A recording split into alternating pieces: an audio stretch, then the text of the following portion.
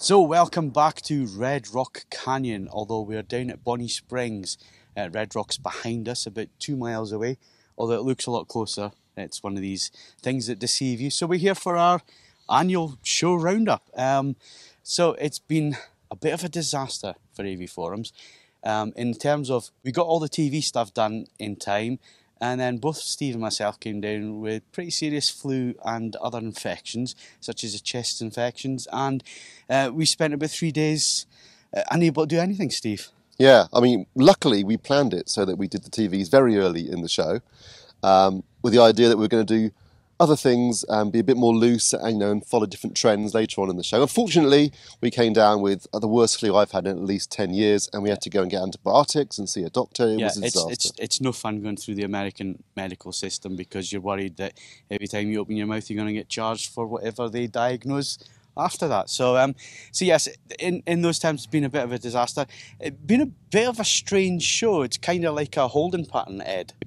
Yes, I would say so. Definitely for televisions, which you guys are going to expand on. But there wasn't the sense that the big things are ready to go. And this applies across all sorts of concepts. There's all sorts of great ideas. There's all sorts of limited applications for it. But the killer, here it is, it's ready to go sense of things just wasn't there. Oh, 8 million motorcycles have hoed. So, excuse the Hells Angels going past.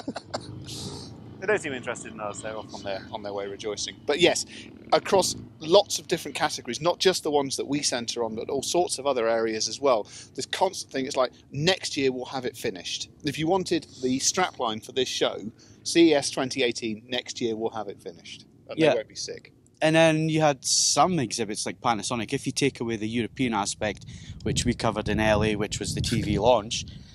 Nice to see you on the beer again, Ed. Keep up traditions. Can I just say, these two have been sick as dogs. They also haven't been drinking. It's terrible beer, but I haven't had flu, so okay. Make of that what you will. Okay.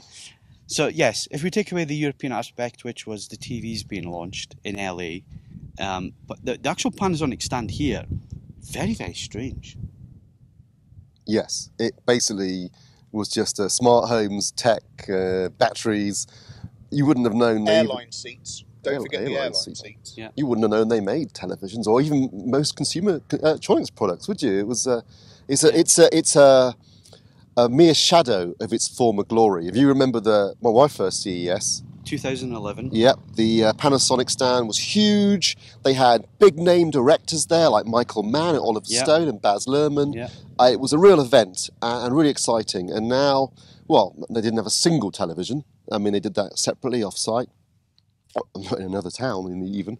It was strange. But I think whilst they've got different reasons for doing that, because they don't sell TVs in the States, Samsung appear to be taking a view that CES to them is now just a technological showcase and not a venue to actually launch their new range. Because they've done this for a couple of years, though, haven't they? I mean, obviously, when we've asked what's the model numbers of this, we've been told behind closed doors, but it's always been a case of they've launched the technology at CES, and then round about April time, you then get the model numbers and what the TVs are actually going to be for your region. So like QLED, we knew about QLED, we knew what the technology was a couple of years ago, but we weren't told what the model numbers were. So it was like the KS 9500 and the KS 9800 and so on. Different model numbers for the US to the UK and so on.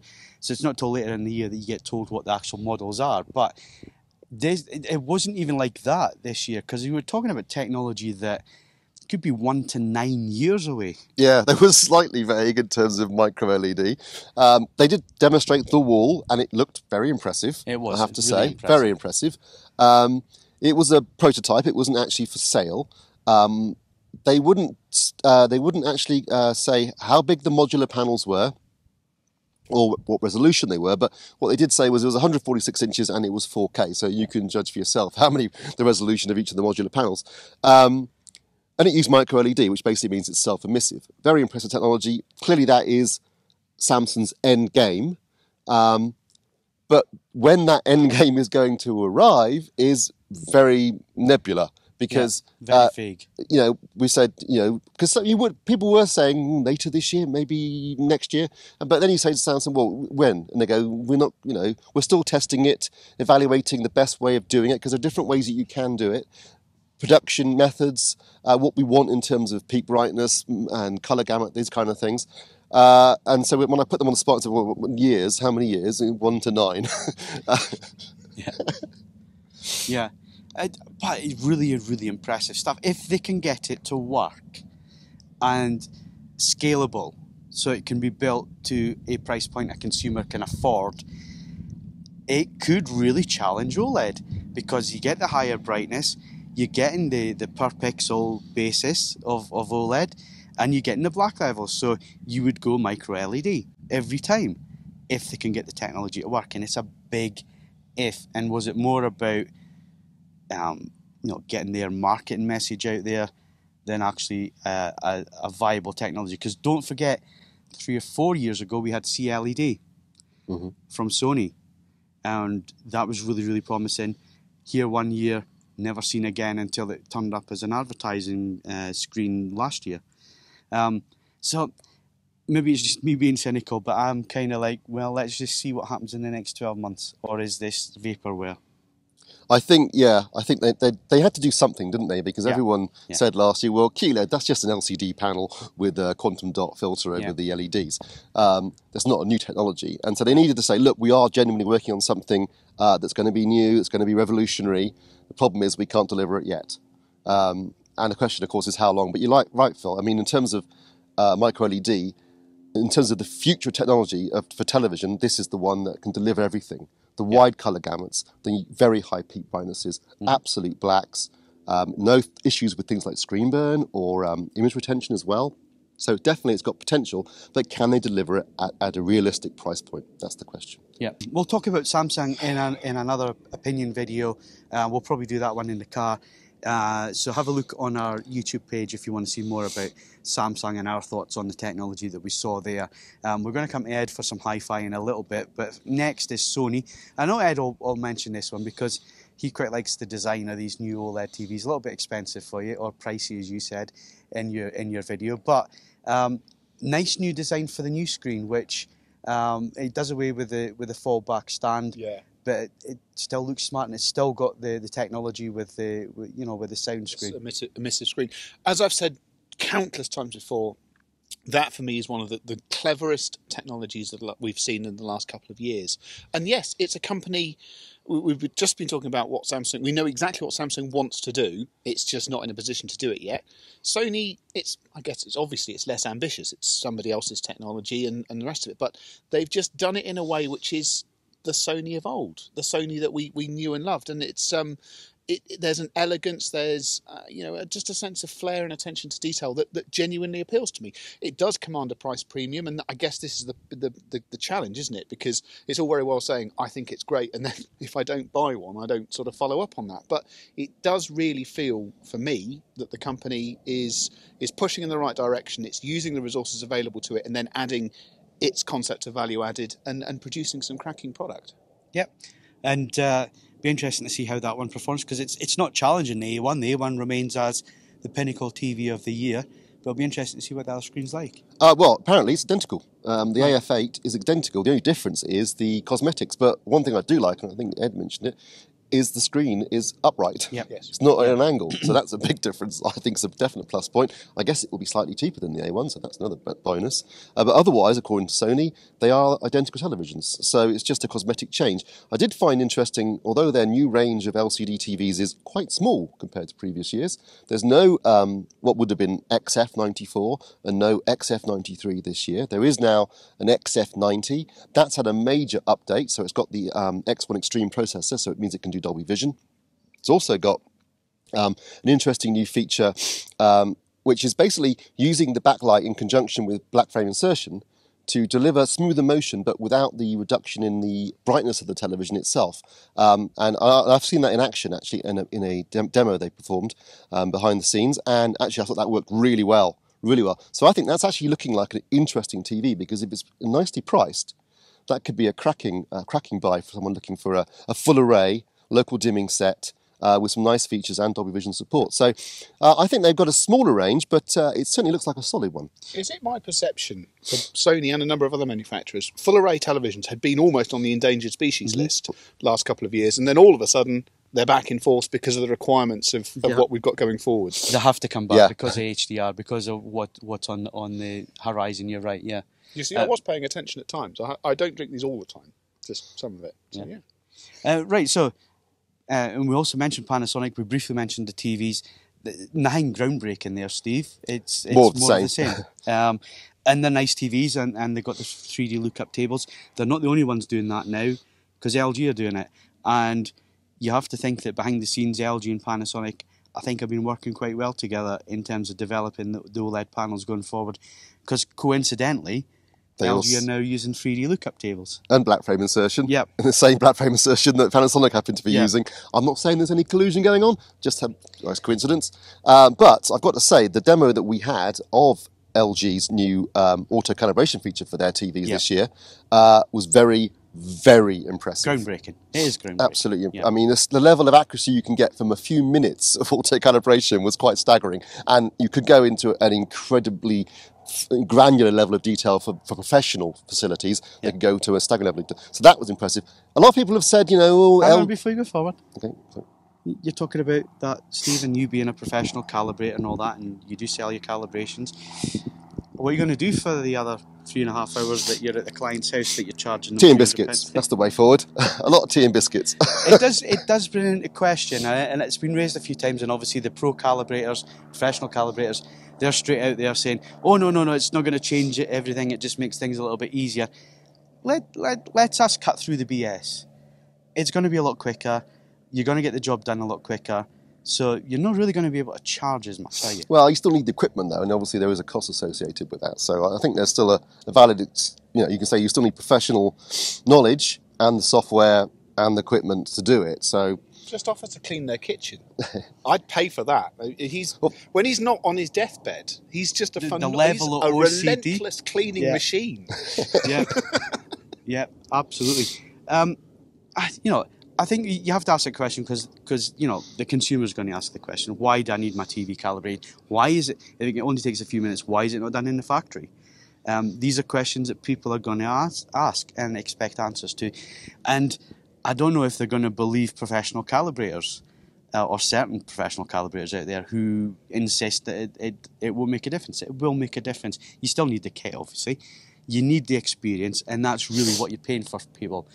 And it's an important point. Anybody can go and get the kit. Anybody can go and do the training.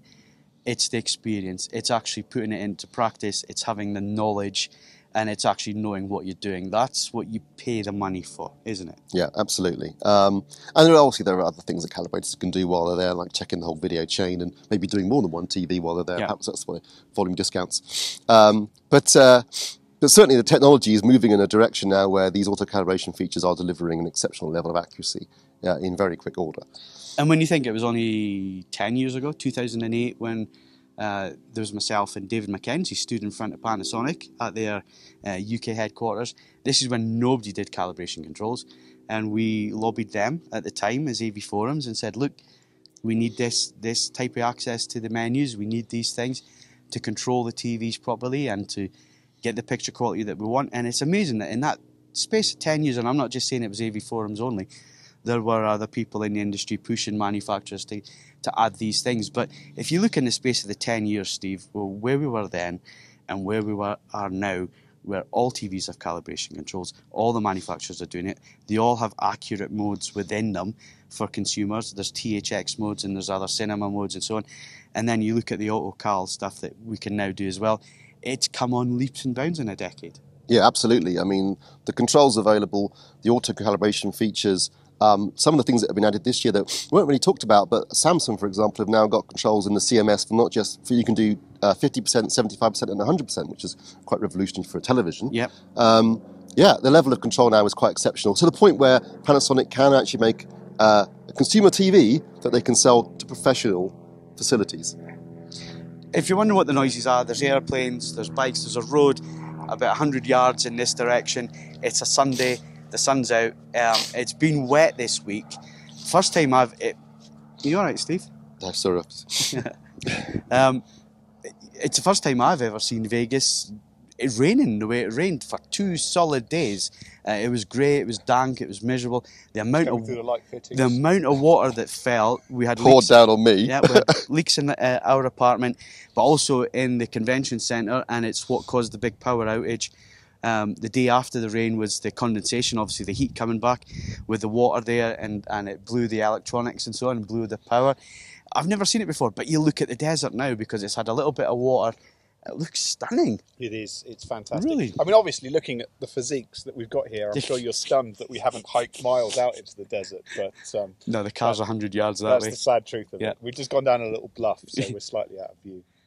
So yeah, the desert looks absolutely amazing. So let's stick with LG. Let's go model lineup. Same as last year. Replace the 7 with an 8. And the B TV is only going to use the Alpha 7 processor. And then all the TVs above that use the Alpha 9 processor. So only the B7 is going to have any real difference. I think they needed that really because the B7 was the star last year. Yeah, sold it bucket loads. Yeah.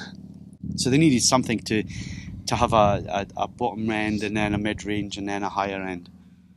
They did. The TV range, I mean, some people have complained that they thought that LG's range this year isn't much different from last year, and that is true to a certain extent. But I mean, I think they were very, very strong televisions last year, and there's only so far you can go every year with a technology that's already reaching its full potential.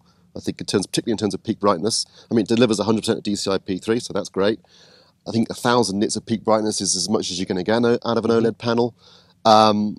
So what LG have done, though, is they've added some features that people have been asking for a long time. So like I mentioned earlier, black frame insertion, that's now a feature. They've also added a decontouring feature, which is a bit like smooth gradation on the Sony TVs, which again, people have been asking for. So they've made some definite improvements. They've added the auto cal feature as well. And I think they make for a strong lineup. And obviously, you know, they've got pretty much every HDR format, bar one.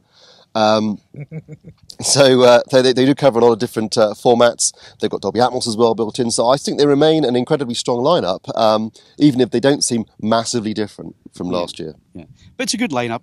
They make fantastic TVs. You bought a B7. And I did. don't think you found any issues. No, I love it. Oh, it's been great. So that was LG. So let's move on to the Chinese manufacturers. And I say plural because TCL are coming to the UK this year. So not only Hisense selling in the UK now, but TCL. Was that good, Ed? Did you enjoy your beer? It did. Yeah, it's good. It hits the spot. Yeah, I don't know what it is about wandering into the desert. Whilst I'm delighted by the natural beauty of it, I also feel compelled to drink beer. So yeah, good. Okay. So Hisense, first of all, Steve. 2 ranges of TV coming and very different from each other.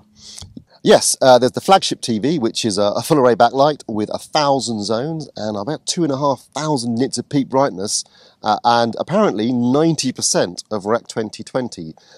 So, in terms of specs, that's pretty impressive from my sense. Now, how they actually rein all that in terms of delivering the image, we'll find out when we get them in for review. But they're certainly going for it in terms of trying to compete with the likes. Because the models that we've reviewed so far that do have high net value and do have wide colour, when it comes to actual 709 material, it's really been hard to get a decent image from them. Yes, they struggle to rein that in to anything approaching accuracy for things like Rec 709. So we'll see, but certainly that sounds like an impressive TV. And then the lower level TV itself is obviously edge lit, but again, it's fully spec'd. Now they're doing something that's going to be a bit confusing to many people because in the UK and in Europe, they're supporting HDR10+, even though in China and in the US they support Dolby Vision. But that's not unusual because TCL are also doing exactly the same thing. They support Dolby Vision in the US and in China, and they're going to be using HDR10+ in Europe. This apparently has something to do with the chipsets they use in different regions, and that's why they can't do certain things. It's not going to help consumer confusion much, I don't think, but there you go. And as you mentioned, TCL are also coming to the UK. Yeah. So do we know which TVs are coming from TCL? Basically, I'm not 100% sure on the model numbers yet, because they were a bit vague, but it was a P6, I think it's P600, and then also a C700. Right. They're basically fairly sort of standard HDR capable LCD LED TVs, edge lit. They're nothing groundbreaking, but I think it's good to see them at least putting a foothold in the UK market. Yeah. Can I also just very quickly for Hisense, nothing to do with a performance thing, but that retro television that they showed. Yeah. Oh, yeah. What a lovely thing. Isn't it quite refreshing in this relentless technological advance that some elements of styling, a bit of whimsicality, a bit of, if you like, joy, because we don't see that all the time. And this relentless push to just have biggest possible screen with the smallest possible bezel, in many regards, obviously that's going to appeal to a lot of people a lot of the time. But it's nice to see a manufacturer take a brief moment to think, what happens if we don't do that? What happens if we do something a little bit different? It was a really pleasurable thing to see on the stand, and I do wish them the very best of luck with it. I hope that they do quite well with that. Yeah. Okay, so let's round up on the TVs with the concepts that we saw, Steve. Yeah. There was a few of them. So we've already mentioned the wall.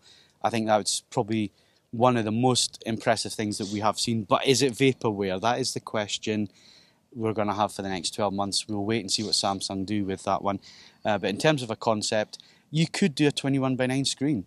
Yeah, that's true. And put it together. You want proper cinema scope? You could do it. You could absolutely do it that way.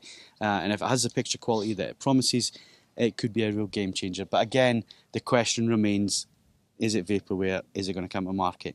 The other demo that we saw was on the Sony stand, the 10,000 nit TV. Mm-hmm. We're all thinking, need my sunglasses. But that's not what it's all about when you're talking about 10,000 nits. It's not mega bright. It is brighter, but it's far more realistic. Absolutely far more realistic. It's like standing here in real life and seeing the broken bottle over there. That's not one of your beer bottles, is it? It's not. No. Broken beer bottle over there, glistening in the sun, and it hits it in a certain way, and it just gives it that realism. And some of the footage that they were showing was two supercars in the desert under a strong light, and you were getting the body curves, you were getting the differences in the tonality of the paint and the light coming off the bodywork and so on. It just added that realism to it. And looking at was it 1,000 nit TV next to it? Or? Next to it, they had the ZD9. No slouch in itself. It looked like it was broken. That could do 1,800 nits. Yeah. And obviously the demo on the 10,000 nits was an 8K on that and 4K on the ZD9. Yeah. But yeah, it made it look like it was. but that's not in terms of sunburn bright images. It's the subtle nature of being able to have that light to show the highlights, to show the detail, to also have the tonality to show bends in metal. For me, if you wanted an analogy, which may or may not work for other people, but it's like using an amplifier where you've got, 200, 300 watts at your disposal. Yeah. It's very, very rare under any normal circumstance that you're going to use much more than a tiny percentage of that. But when that dynamic peak comes, when you get that massive burst of energy, you've got it all there, all ready to go, and it's just effortless. Yes. Yeah. Visual headroom. Yeah, absolutely. You've got that dynamic range, you've got that headroom there, and it just adds more realism to things. It's very, very difficult to explain, and I think it gets lost a lot of the time in written reports and other things. So even on the video camera, you can't actually pick up the nuances between the two TVs. And when you say like the ZD9 looked like it was broken, it's still a fantastic image that you were getting from that TV. It was just this thing showed you the future. It showed you how capable things could be in the near future. Although, to say that, we don't know what was behind the TV. Yeah. There could have been refrigeration units and all sorts, because you're talking about a hell of a lot of power as well to get that light output. So, again, as a concept, Steve, it was really good. Impressive, yeah. Impressive. Very good. Any other concepts that you saw or ideas that you saw this year that really stood out for you, Steve? And that's the problem with this year's show, isn't it? Really? Yeah, it was a bit thin on innovation. I think one of the big problems they had this year is that HDMI 2.1 is not ready. Yeah. That's not going to be ready till next year. So that means that certain aspects cannot yet be delivered, specifically 8K and high frame rate. Yeah. So those two things, which are particularly high frame rate, I think is a big deal when it comes to live sports. In the next few years. Yes. Yeah. Those we're going to see at next year's show. And what we ended up doing was they obviously refined technology they currently got and found ways of delivering certain features via HDMI 2.0. And one of the questions we had before the show was, what could you do without HDMI 2.1? It turns out most of it, actually. Yeah. So don't get hung up on HDMI 2.1 if you're looking for a TV this year, because you might not actually need it. Because a lot of the things that it promises can be delivered with HDMI 2.0B that we have at the minute. A lot of that can happen. So don't get too hung up on it. I've seen a lot of comments this week on YouTube and on our forums and so on saying no 3D, no sale, no HDMI 2.1, no sale. Guys, don't do that to yourselves. Move on. 3D's finished. It's dead. It's gone. I think this year's show's just the final nail in the coffin. It has gone. It's not coming back anytime soon. If you've spent a lot of money on 3D Blu-rays, you have my sympathy, because I think Steve has as well. And to hang on to your 3D screens, because they're not coming back, folks, and it's just one of these things. So if you need a new TV, ain't going to be 3D. So let's wrap up with some audio stuff for Ed, because we don't just want Ed to stand there and drink beer for the entire video. I'm good with that, though, if I'm honest. It's been an interest in some interesting ways. Exactly what we've been saying about screens applies to hi-fi. Now, I've written a piece unrelated to CES. I wrote it at the tail end of last year, which is going to go up on the forum shortly, about where I see the market in 2018 going. And I'm delighted and a little smug to say that what I've seen here sort of it endorses the ideas in that piece. Hi-fi is being pulled in two different directions.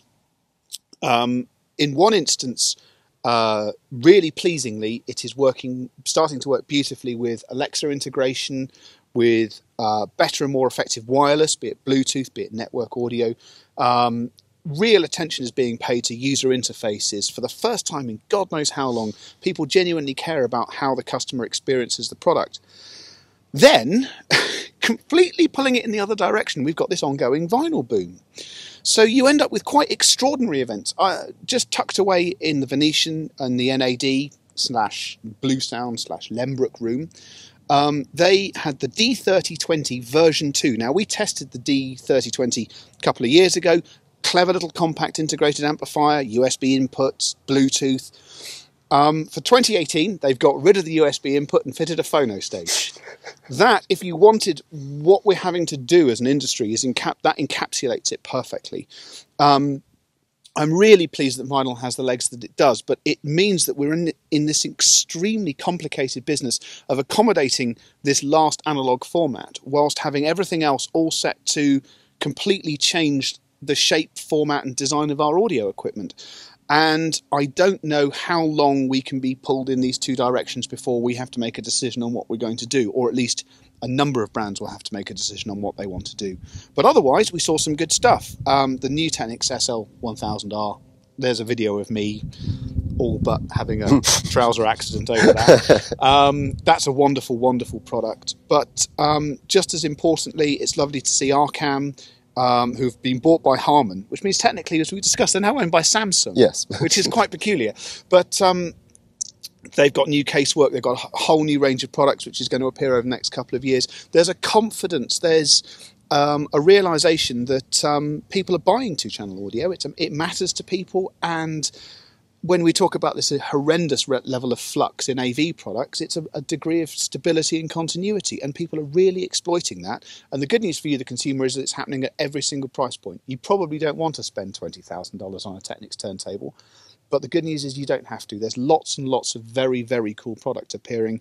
And what's most noteworthy is that this was a quiet CES. A number of other brands were saying, just you wait. We've got ISE in Amsterdam in just over a month. We've got the Bristol show, which against all odds continues to have new product at it. We've got Munich. There is going to be so much really good hi-fi over this year. So as far as I'm concerned, it's looking like a cracking year. It's just interesting that it's not necessarily all here. I think that one of the really interesting things I saw was that little speaker. Sound Dot. That was fantastic, and you just think, well, add it onto another one and add it onto another one. It was really, really interesting to see that. Well, yes, one of the things they make a big play of is that you can start off with 3 of them as a sound bar, because it's got an optical and coaxial input, so it'll work the same as a number of other sort of non-video switching sound bars. But if there's not enough Willy, you can just add another stack and go for 6. And when we listened to 65 of them, I can assure you that was proper loud. And now half of me just wants to know what 1,000 of them works like.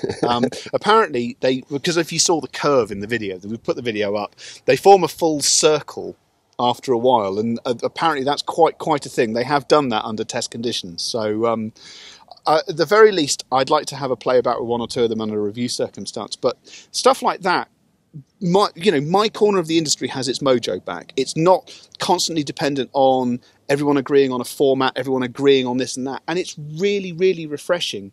And long may it continue, because it's more choice for the consumer, and you get to build the system that you need rather than adapt what's on the market and hope that it works as well as you make it. Yep. So, not a classic show by any stretch of the imagination. It has been a little bit disappointing for various things. There are news stories to follow up for the year, Steve. There's technologies for us to look at in terms of TVs. There's TVs coming for review, so there will be on AV Forums probably first. And we hope you've enjoyed the video content. Obviously, our video content, we very much go for interviews with the people who are launching the products, who know about the products. We think it's only fair that they talk about it rather than us stand in front of a camera and give it to you third hand. We like to do the interviews and so on. These videos, like this end of show video and the videos that we did in the car, talking about various subjects we've mentioned here, but going in a little bit more detail, that's where we'll tell you what we think. Whether you're interested in what we think is another question altogether. But that's where we'll tell you and cut through the marketing a little bit, and is it really technology that's going to come and so on. So if you're interested in that kind of opinion, then go and look for those videos. They are on our YouTube page. They are on AV Forums. And thank you very much again for your support this year. We've had a trying show this year. In terms of our health and everything else. But we hope you've enjoyed the content. We hope we've covered everything that you wanted us to cover. And if you've got any questions, put them in the comment section below this video, and like and subscribe the video. And thank you very much for watching.